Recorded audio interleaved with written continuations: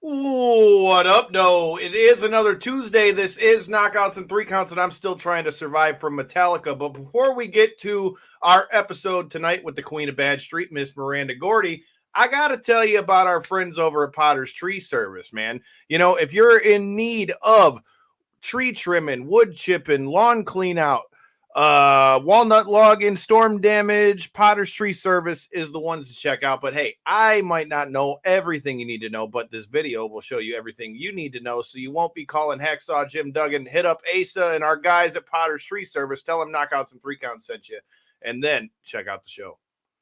All right.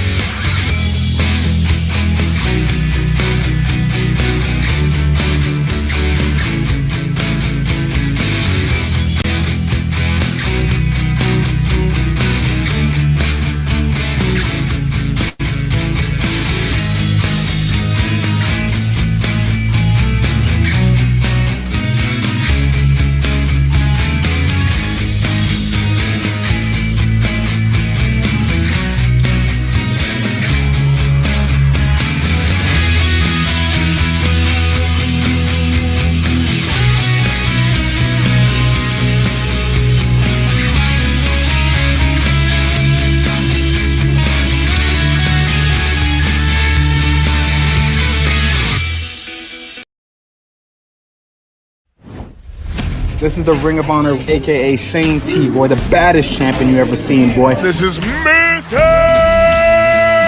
Anderson. This is good old JR Jim Ross, and you are listening. You're listening to Knockouts and Three Counts. We got us a new world champion! That might be one of the craziest knockouts I've ever seen in my life. Knockouts and Three Counts is the podcast, baby! To the real deal, baby! Knockouts and Three Counts starts now.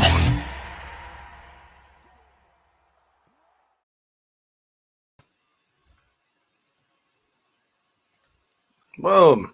There you go. Now I got it going. And just like that, we are live. This is Knockouts and Three Counts. Shout out to our sponsors, Potter's Tree Service. Go get your tree cut down. In the meantime, we got the return of our friend Miranda Gordy. How the hell are you doing? It's been forever.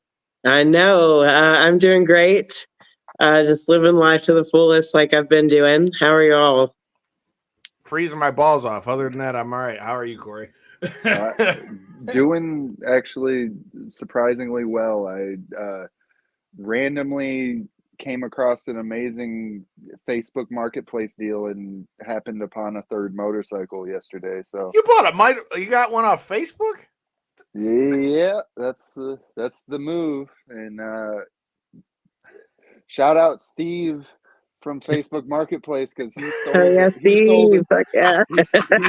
me a bike that it should not have been that cheap, to put it frank. I got a 2019 Kawasaki Z900 for $5,000, and that's about insane. Honestly, that bike should be at least $7,500. So to find that kind of deal, I love Facebook Marketplace, by the way. I have gotten so many things, like chicken coops, like everything. I could go on, like Facebook Marketplace. Yeah. If you find the right deal, yes.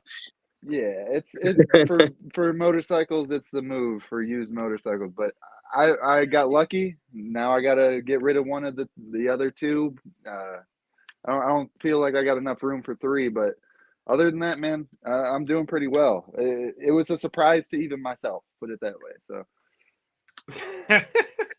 just one day I get up and decide, fuck it, I'm going to buy another bike. See, hey, if I wasn't more worried about idiots on the road, I would have had one too, especially when I found out that the down payment I put on my Jeep was how much your brother paid for his bike. Like, I could have paid for that bitch in full. Yeah, like, oh yeah, that's what makes them cool. That's what makes them awesome, is they're as fast as sports cars, but about as cheap as Whatever you can afford. Yeah, except the problem with that is it also means that I'm going to be sent flying. So yeah, for me, me and bikes probably aren't a good idea. But like I was saying when we started the show, what up, J-Bone? J-Bone doesn't have a voice. He was screaming like a girl at Metallica. I'm just kidding.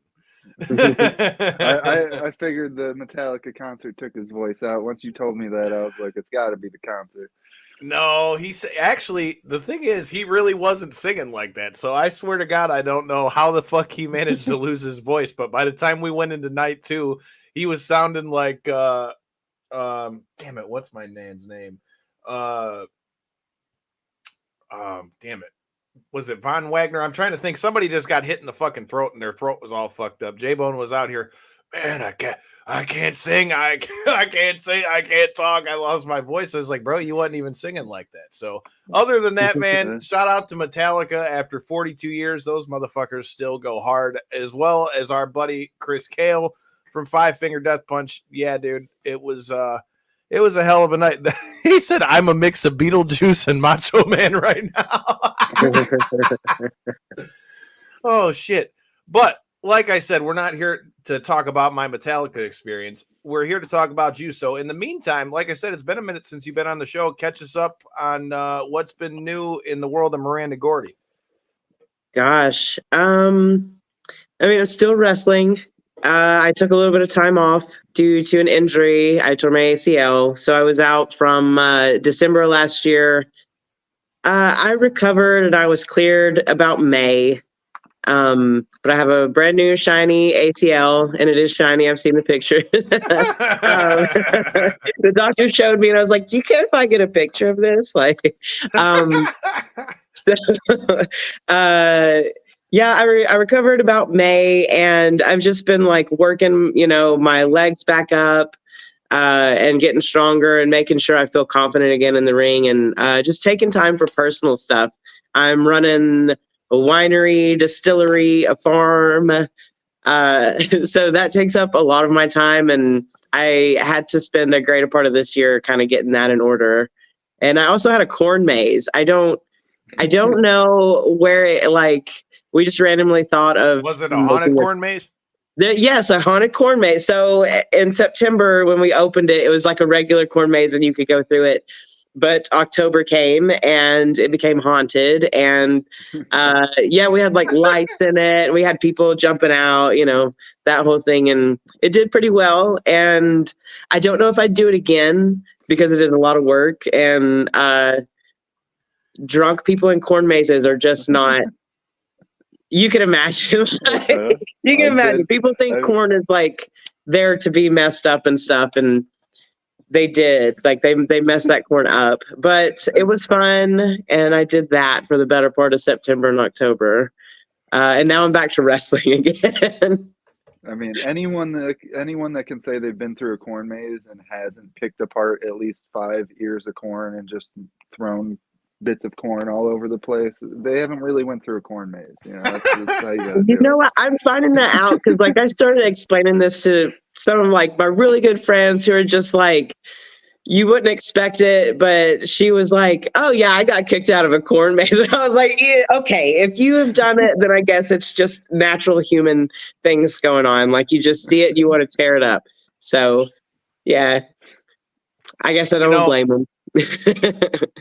The good thing is you didn't tell us that anybody got knocked out in your corn maze, because I went through a corn maze one time that used to be slaughtered at sundown, and I will never forget the guy jumping up onto the thing, and this dude got scared so fucking bad that he hit dude and literally knocked him out to the point to where they had to bring the ambulance out and all that shit. And I'm like, that is the first time I've ever seen that at any haunted house, any hayride, any maze, any nothing. I've never seen that shit happen in my life. So I always got to ask when people go to those, especially now that you got zombie paintball hayrides and shit. Now that's a whole nother thing. I haven't got to do that yet, but I did go to Wired's and go get me some apple cider and donuts because my fat ass had to eat. So it is what it is. But you talked about being gone with injury and doing other things while you were out. Tell me, we talked about this with Ruthie J and Carrie Morton, who just came through. what did Halloween look like? What'd you get into? Anything good? Halloween, I did the corn maze, and it was a great night. I dressed up as like a scary corn. I'll have to send you a picture. That's the only way I can describe it. Scary corn. Scary corn. I dressed up and I scared people for Halloween. So I did the right thing. The question is, Damn did right. did it end up being scary, or was it more corny? That's the real question. I would say that more people were definitely scared, just like because it was dark. Like it didn't start until the sun went down, and so you're walking through this corn and it's like pitch black, and so people were definitely scared. Even like it's a pretty scary mask. It's this huge corn. It's got like big teeth and stuff, and so yeah, the kids definitely were scared at least, and that's what counts, is scaring little kids. Yeah. I definitely got to see what you're talking about with this mask. I'm a big fan of Halloween myself. Like I said, the only thing I really got to do was we went down to Wired's. I went and hit the haunted houses and shit that were there because we didn't get to make it to Cheapy Creepy this year because J-Bone had the fucking COVID. So the last few years we've been going to this party, Cheapy Creepy, down in Pontiac. That's like all cover bands and shit.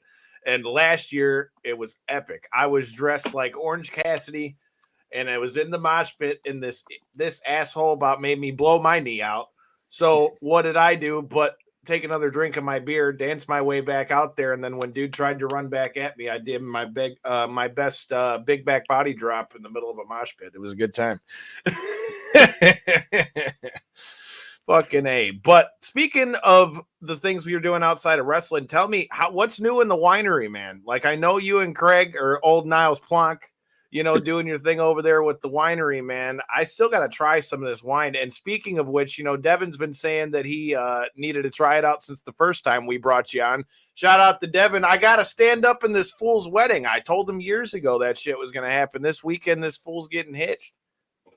Oh, congratulations, Devin. Oh, yeah, man. It's it's gonna be a good time. I almost didn't survive the bachelor party, but it was good times. 2 days of Metallica and a bachelor party. I'm only 31, but I felt old as fuck.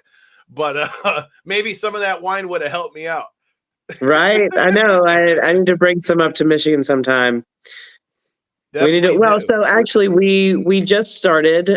Speaking of the winery, we're starting to expand, and that's what we're looking at, is getting in different states, and so hopefully we'll be nationwide. Maybe in a year or two.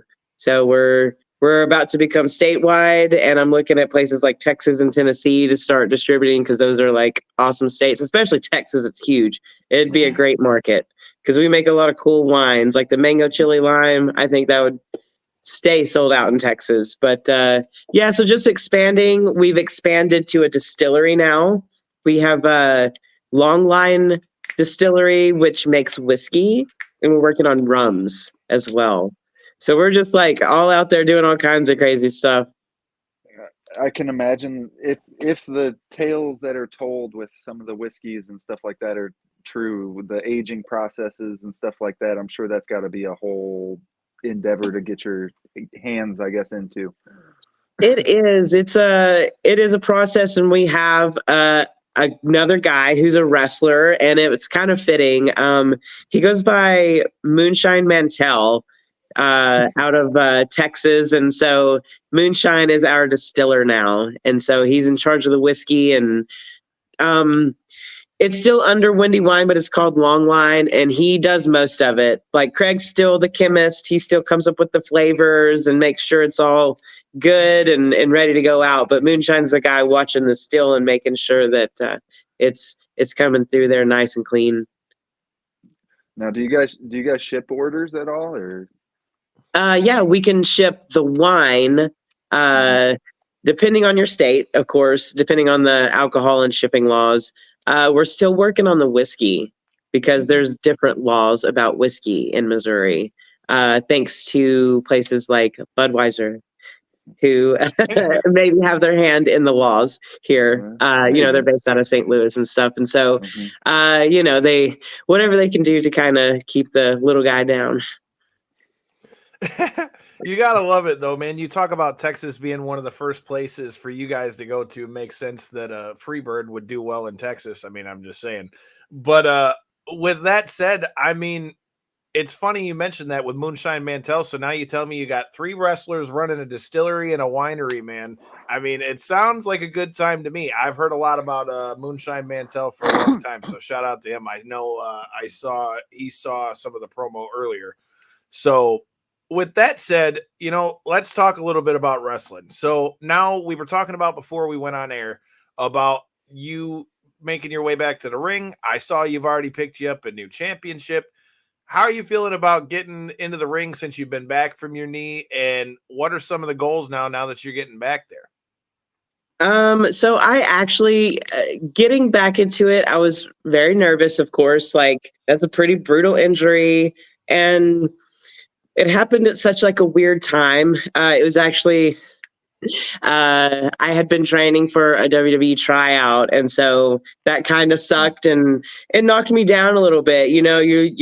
I was training with Dr. Tom Pritchard, and like I was in the best shape of my life, and then this happens like literally like the day before I fly out to do this tryout, and so like I was kind of unconfident for a while, and I don't know, in the past couple months, like training and stuff and kind of getting the confidence back, like I feel more motivated than ever. Like I want to get back out there and do it. And so far I've had 3 matches and they've all been great. So I'm like, okay, I still got it enough to like put on a really entertaining match, and the people haven't forgotten about me, and they still love to see me and stuff like that. And I still like, my leg feels good too. So I'm just, I was quiet for a while, and I just put it out there that I'm taking bookings again. And the goal is to just kind of have fun with it and be the best wrestler that I can be while I have a career. Because I would like to think that I'm going to do it for 10 or 20 more years, but it's wrestling. You never know. Like, your next match could be your last just because of something,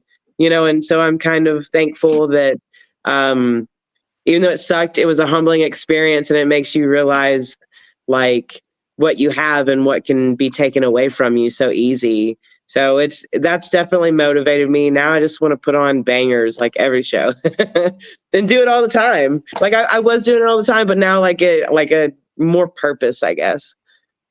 Yeah, it adds an extra layer of motivation for sure. Like you say, when you realize what injuries can do to you, especially in a game like that. It's like you say, at any given moment in any match, something could happen, and it even not necessarily something could happen. It could just be where your leg just decides to not work properly.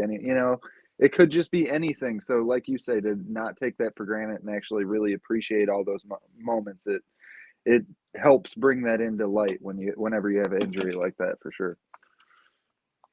Yeah, it really did that for me. And I loved wrestling before, but now I'm like, oh, now I just really want to dive head first because I have nothing to lose. At the very least, I'm just going to get better, and something good will happen, or at least like I'll accomplish my personal goals of, living out like a really awesome career. I've already had a really ton of awesome things happen in my career, but now I just want to just see how high I can raise the bar, I'm definitely looking forward to seeing what's up next because, I mean, I was filling a few of the people in who checked out some of our promo in the different various groups and all those things. But with that said, I mean, you've already, like you said, you've done stuff with MLW, you've done stuff with AEW, you've wrestled a lot of big names on the indies as well. I mean, I think obviously with your name and everything else, that's what people look at first. But I mean, you were definitely on a tear, before you got hurt. So I'm definitely looking forward to seeing what comes next with that, because I feel like, especially we were just talking with Janai Kai, who's your new MLW women's champion. That would be, a cool spot to see you in, or somebody like Ruthie J, who we just talked about, in NWA as well. So there's a lot of different places for you to go. But you mentioned you got hurt right before your WWE tryout. So what was it that really kind of gave you your confidence back for you to be able to feel comfortable to get back in the ring? Because you talk about training with somebody like Dr. Tom and all them. You can't really be in the ring with somebody much better than that. So was there something specific that really kind of made things click again for you? So training with Dr. Tom was just like, I love Dr. Tom. He's just the best. He's the best coach, and he's a great guy. I mean, just like I said, the humbling, and it could be my last, and like I missed it. I guess that was like a big motivation. Like you get down on it because you're injured, and like you miss this big opportunity, and this time passes, and then like you go through, I guess, the stages of grief or whatever, and I pulled myself out of that. Just like, no, there's people that still want to see me. I want to still accomplish goals.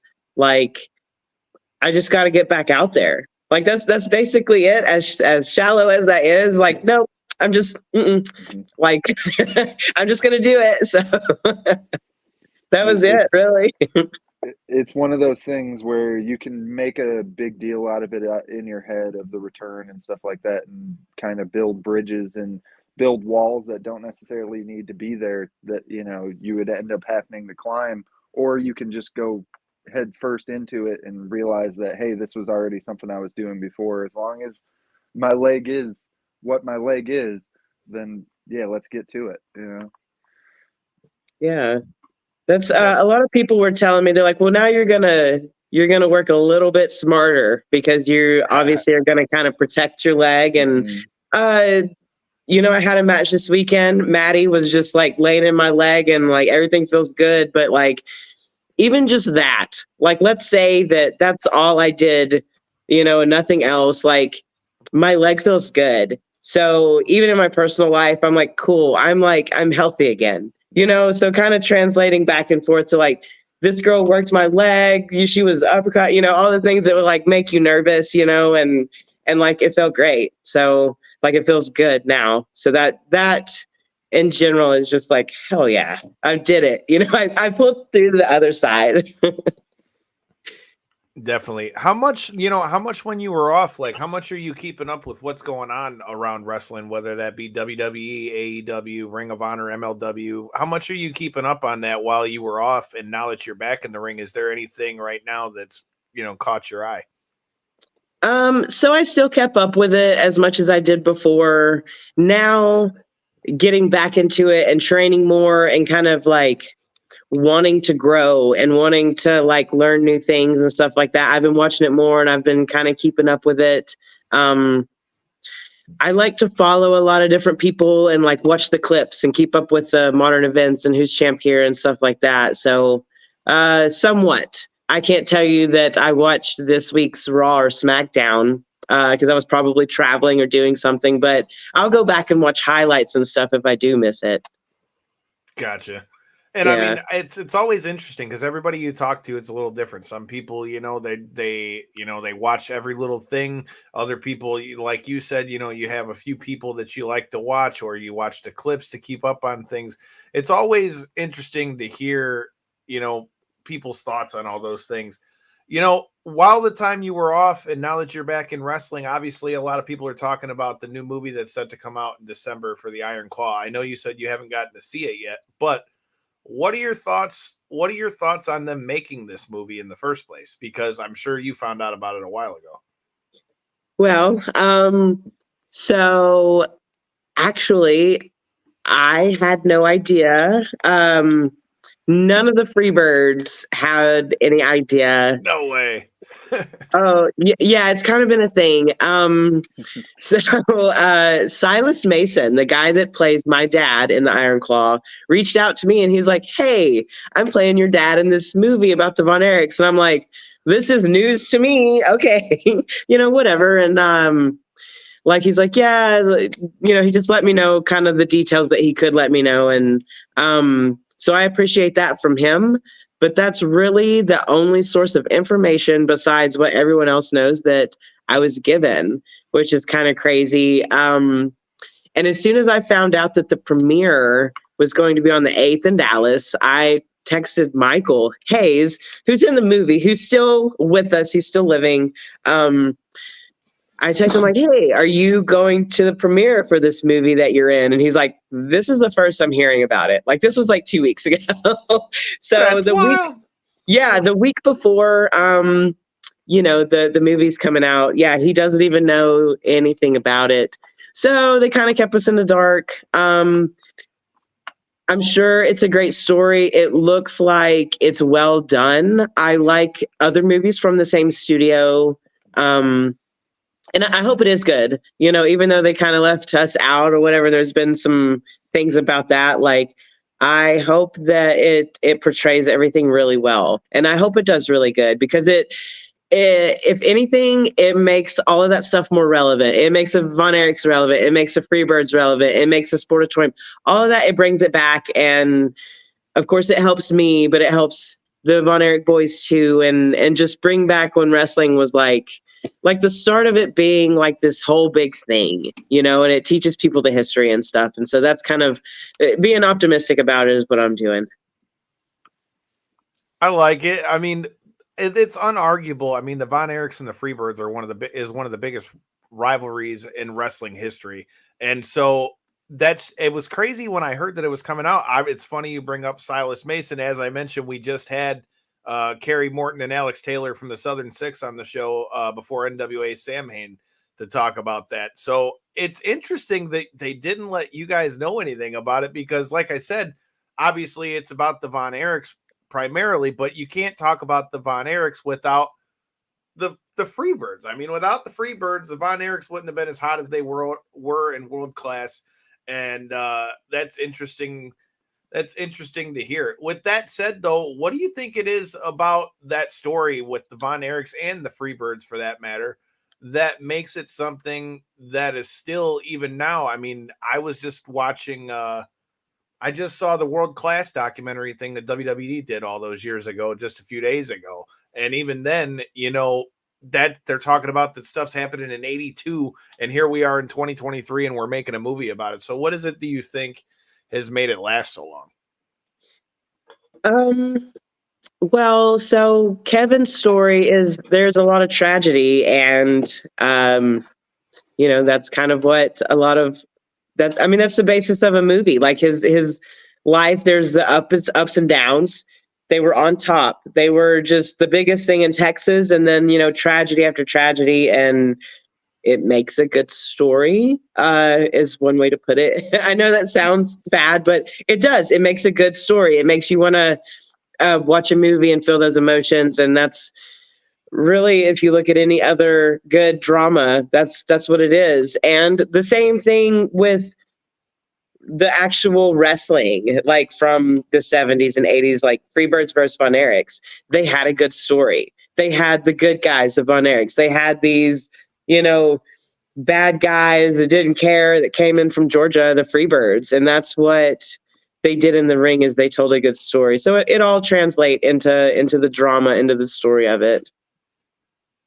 Yeah, I mean, that's the thing. And it went on for so many different years with all the different Von Erichs. And then I just saw the clip today, matter of fact, of your dad smacking Kerry in the face in the cage, man. So like you said, for that stuff to last as long as it does, it tells you the power of, like you said, not just the Von Erichs, but the Freebirds to be able to antagonize the way they did and to be able to make people either love the Von Erichs or, and they had their fans too. So like I said, it's interesting to see that they're doing it. I love the fact that wrestling is getting a feature film again, because you don't see as much of that when it comes to wrestling. So I think it's a good thing. Hopefully it teaches a lot of the young fans maybe that don't know about the Von Erichs and the Freebirds what's up with that.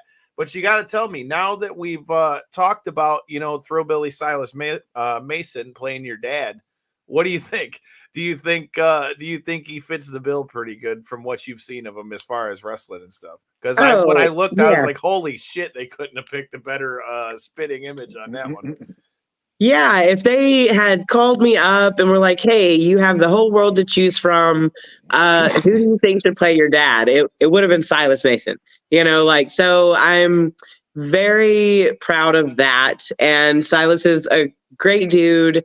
And kudos for him for, just doing so well in NWA and stuff, and I keep up with him. Yeah, I could not have casted a better person. I think he's perfect. So we were talking about that briefly with Carrie and them, but I'm like, holy shit, you couldn't have picked like a better spitting image on that one. As soon as I saw that, I was like, well, that's a good one. The fact that Zac Efron is playing a Von Erich is still very interesting to me, though.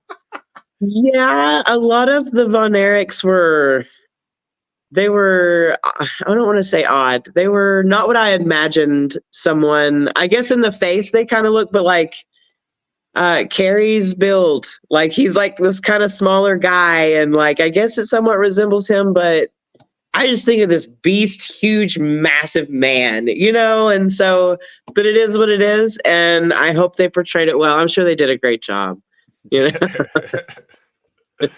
ain't wrong though, because Carrie was built like a god. Like there was, there's really no other way to put it. That guy was built like a god, and then to know that he had his foot was his foot was amputated, and he still wrestled after that too. Like Andy had like the longest discus throw and all that shit too. The guy was like a stud fucking athlete, but like I said, you're 100% right with that one. I'm definitely interested to see like how that plays out.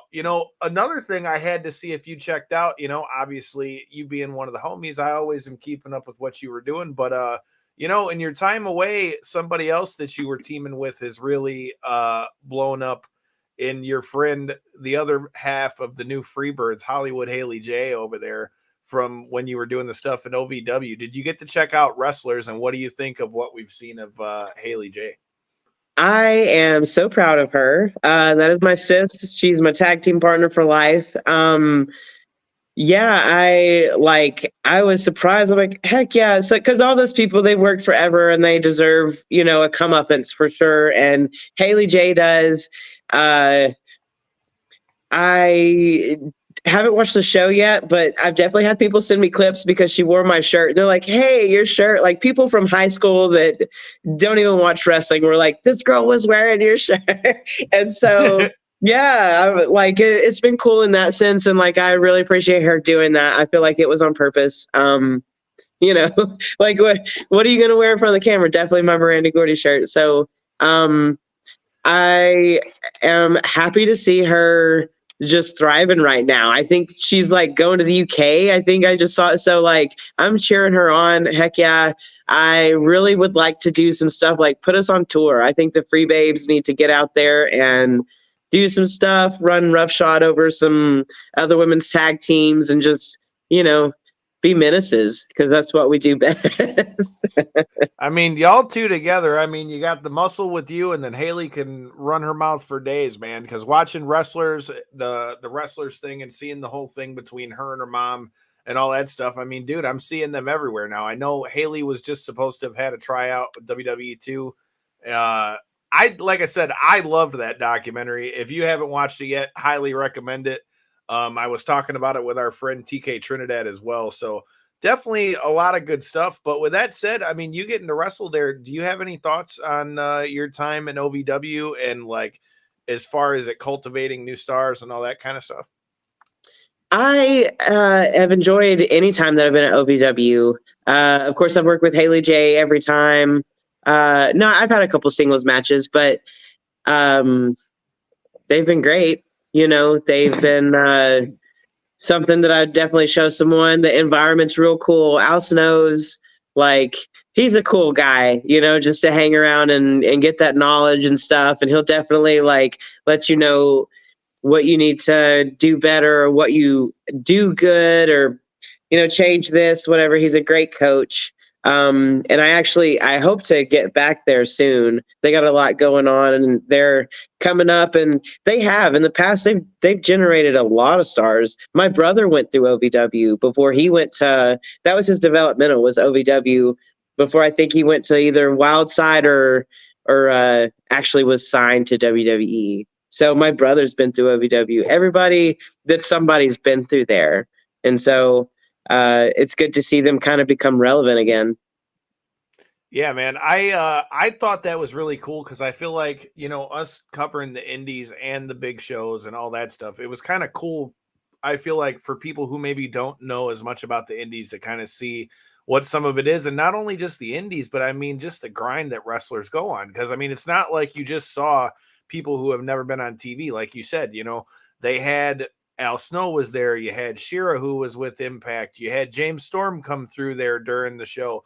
You had, you know, a whole list of people come up and through there, man. And so it's not like it's just this place that's just like an indie spot, because it's not obviously on the same level it was when your brother was in there, like you said, before he went to WWE and things. But it's cool to kind of see how it's kind of rose itself back up. And now, because of the success of the documentary, to kind of see it kind of have its thing. I mean, I know EC3's been over there, past guest of the show, who's now your NWA World Champion over there. So I mean, it's definitely a cool thing. Highly recommend seeing that, and hopefully, you know, maybe we can see you come back in there at some point once you get going in 2024, huh? Yeah, I'm hoping to make a couple of the dates for sure. If we can make something work out, and I can be out there whenever they're running, absolutely. You know what? I'm gonna say yes. I'll be at OVW in 2024. You heard it here first. She's coming for the strap. That's one of the goals, man. But like I said, it's just great to see you back in the ring. It's great to see you doing your thing and moving around with all that stuff. With that said, you got to tell me, now that you're back in the ring, do you have like a top 5 of people that you want to get in the ring with?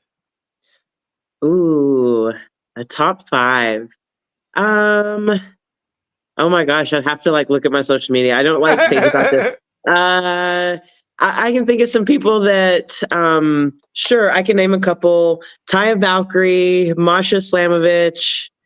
If, you know, the heavens opened up and I somehow like got to WWE, definitely Natalia. Charlotte Flair, like, she's just the best. And I follow her and I think she's great. I like to be with her. What is that? Is that 4? Zoe Starks, and you know what, I'm gonna say 6. Athena. Zoe Starks and Athena both had a hand in my training, and I never got to actually wrestle them. So really? Yeah, I mean, like, you know, like in practice, and so actually Athena was injured when she was training me, so I definitely didn't get to do a lot of hands-on stuff with her. So it would be really cool to actually have a match with someone that helped training me. And, you know, I've had practice matches and stuff with Zoe, but nothing like on the stage. So I think that would be like a really big goal for me, is to actually work with her, because I'm proud of her. Like, she's killing it. I love that she's on the big stage right now. Okay, so you got to tell me, how do you feel about her match coming up at Survivor Series, which shout out to WWE for giving your boy some credential out to Survivor Series and all that good shit. But with that said, how do you feel about her and Rhea Ripley? I also love Rhea. Let's name it 7. I'd wrestle Rhea. I can keep going. There's so many great people out there. Yeah, I'm a fan of Rhea. I've been following her for, gosh, since she was in NXT. I'm excited for them both. I know it's going to be great. Of course, I am going to be biased and go for Zoe, but I don't know. I will definitely be watching that one. I'm definitely going to watch that full match, because I keep up with Zoe a lot. So I'm excited. I'm hyped for them both. Yeah, man, I feel like that match has got money written all over it. I'm glad that they got to have the 5-way they just did in Saudi Arabia. I mean, it's a hell of a ways from not even being able to have women on the card, but not only to have them, but 5 people in a match and a female referee too. So, I mean, definitely big moves being made out there in the women's neck of things. I'm definitely thinking that match is going to surprise a few people on what we're going to see with that. But I don't know, man. Like I said, I appreciate the time. I don't want to hold you up too long, but yeah, like I said, if you got anything else coming up, anything else you want to plug, the floor is yours. And everybody that's jumping in, make sure you hit that subscribe button, man. Like I said, we were just talking about, you never know who's coming through.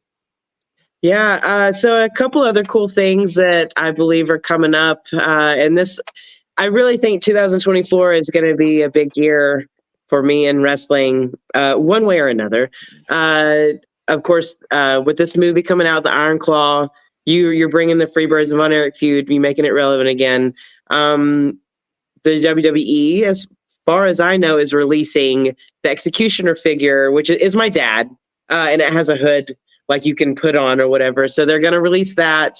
That's going to be a big deal, especially getting him, relevant again, and people getting that, because people have been asking me since I started for my dad's action figures, and finally we signed a deal with WWE. So that's going to be a big thing coming out. And then I also have worked with Dark Side of the Ring, and I won't go too far into that. But I have worked with them, so that's going to be a big thing too. That's going to be, I think it's going to be pretty big. The way they've made it sound is it's going to be kind of a big deal, and they're going to highlight a lot of my dad's life. So it's at least going to be big for me. I think it's going to be big for people that have always asked questions and want to know, So, well, you brought one more question I got to ask before I let you go now, because I don't think we've ever talked about this in all the times you've been on the show. You got to give me your thoughts. What were your thoughts on your dad's run as the Executioner? I was really young. So, and it was after his accident, after he'd been in a coma. And so I think that it was an attempt to just see where my dad was at as far as wrestling. And looking back, I think maybe he just should have stayed home, but he made history. Like, he had the cool the Buried Alive match, and I watched that. I remember watching that as a kid. I was maybe 7 years old, but I definitely remember watching him and the Undertaker and Mick Foley on there, and that's I think a historic match. Like, you still hear people talk about it, and so he was still doing really cool stuff then, and he got to entertain people, and that's kind of that was his life. He gave it all to wrestling, and he was continuing to do that. Can't argue with that. Like I said, I always wondered that. I didn't even think that, just popped into my head as soon as you said that about the figure. I was like, we've never talked about that and all the times you've been on at this point. So with that said, you heard it here first. Make sure you check it out. Knockouts and 3 Counts. Shout out to our sponsors, Potter's Tree Service. Miranda, let them know where they can find you at so they can keep up with all the havoc you're about to be causing in 2024. All right. Facebook, X or Twitter or whatever, Instagram, all under Miranda Gordy. I use it all and I keep it simple, no crazy usernames or anything like that. You can find some of my matches on YouTube even. So it's pretty easy to find me. Make sure you do it. And if you're watching here on YouTube, make sure you hit that subscribe button. We'll be back here live tomorrow night with your main event of Anthony Pettis' next show. Our guy, Cody the Codebreaker Lynn, steps back into the cage to go get him some gold over there in Milwaukee. Make sure you check that out. I heard CM Punk is going to be there too. At least this time, he's not getting in the cage. So until next time and in the in-between time, make sure you hit that button. Peace.